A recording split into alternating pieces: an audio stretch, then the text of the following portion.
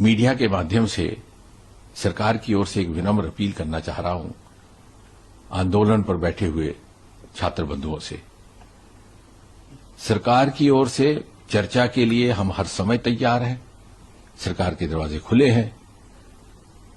This is a standing invitation to all our youth friends.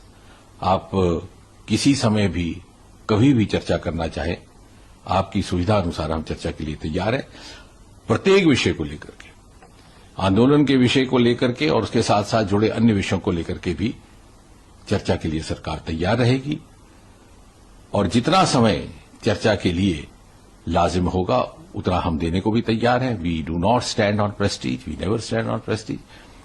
आपके साथ चर्चा में देश के स्वास्थ्य मंत्री और वरिष्ठ नेता श्री जेपी नड्डा जी रहेंगे। उनके हमरा उनके संग मैं भी रहूंगा और धीरे धीरे हम इसी चर्चा के माध्यम से समाधान की ओर बढ़ सकते हैं और समाधान से ही नया रास्ता भी निर्धारित हो सकता है।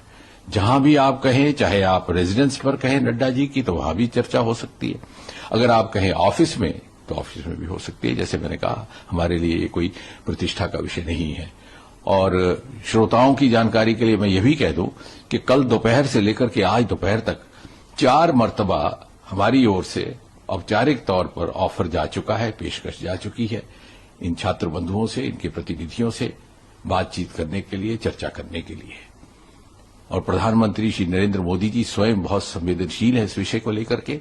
उन्होंने जैसे सुबह भी अपने कथन में कहा कि सर्वाधिक प्राथमिकता और इम्पोर्टेंस और महत्व वो देते हैं युवाओं के हितों को।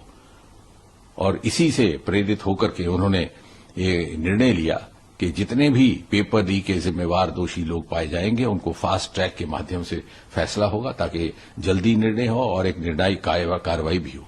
And this is a part of the series of continuous steps being taken by the government for the safeguard of the welfare of the interest of the students.